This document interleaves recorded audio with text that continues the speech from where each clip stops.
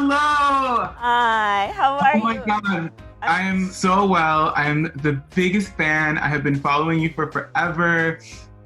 I love you. Today's a really special day because I got to, I'm going to cook with my mom later on and make some traditional food, which is like pupusas. I love pupusas.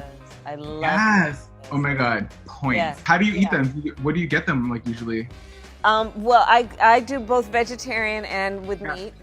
Yeah. And then, with the cabbage, and then, I like some Yeah. salsa on the side. I like things hot, picante. So many countries and cultures have some version of it, right? Where it's some version of some kind of dough that has as the surprise yummy thing inside, something spicy.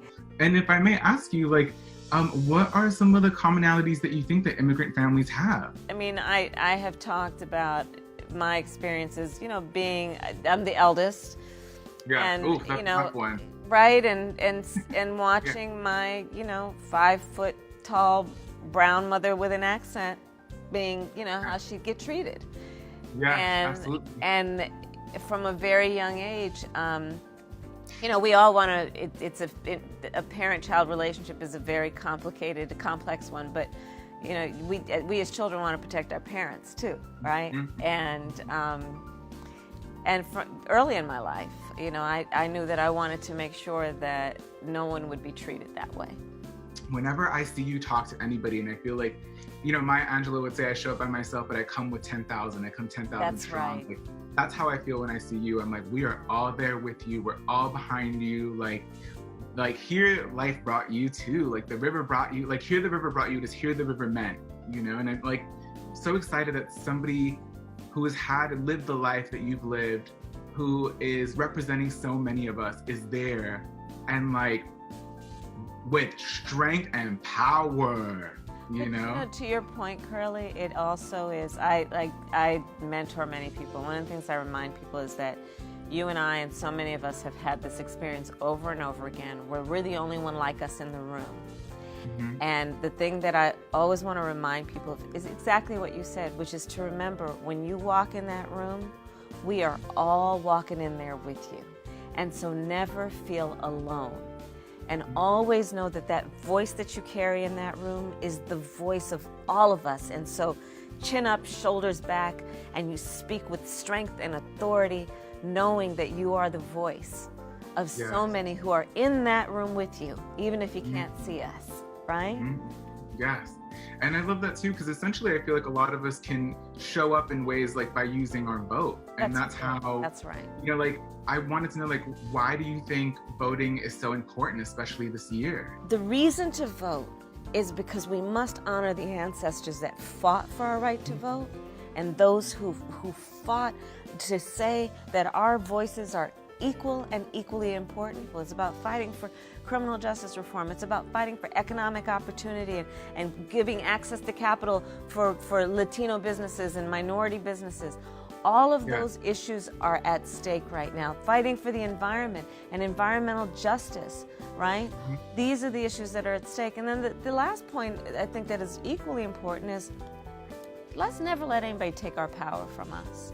I agree. Right? And part of our power is our ability to vote. And when we vote in our numbers, things change. We make a difference.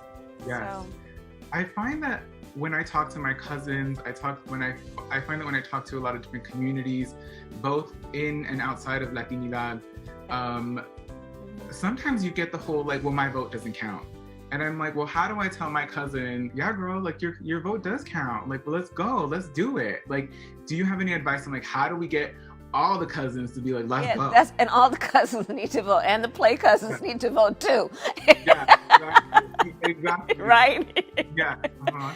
And so the thing is that, first of all, there are so many examples, even in the last election for president, where just, hundreds or tens of thousands, just 10,000 votes made a difference in the outcome of the race. And we want everyone to go to iwillvote.com to make sure you know where you're registered to vote and where you can vote. And if you can vote early, we really want you to vote early.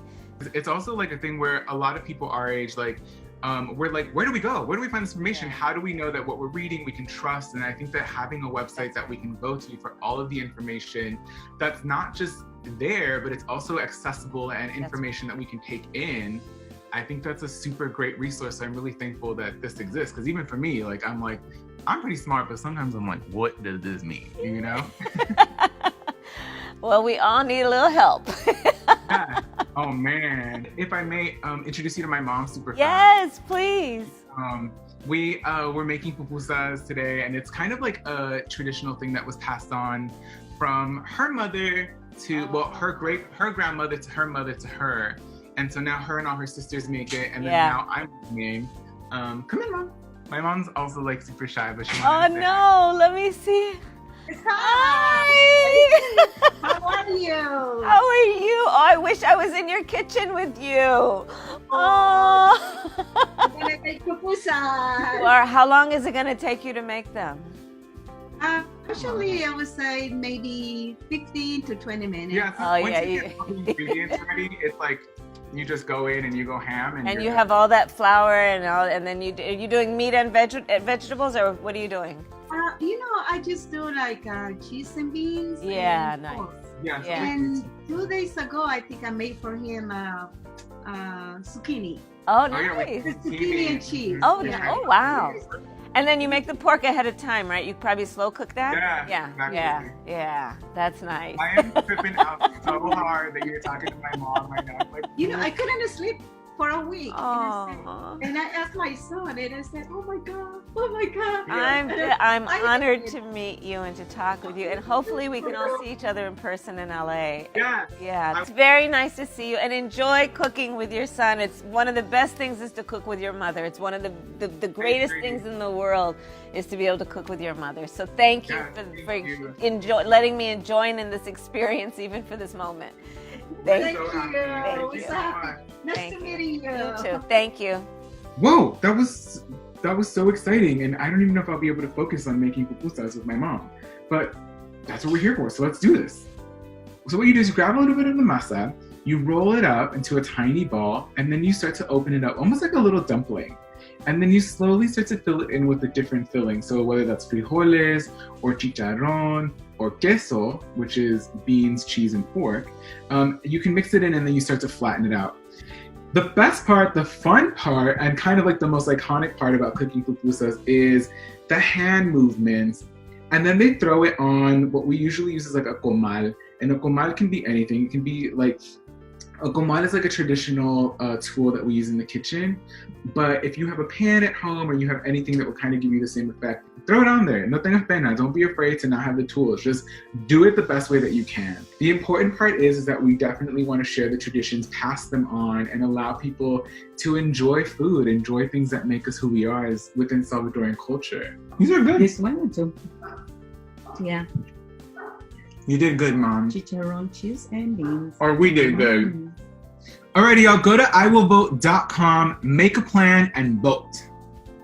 You heard it here from your two favorite Salvadorian señoras.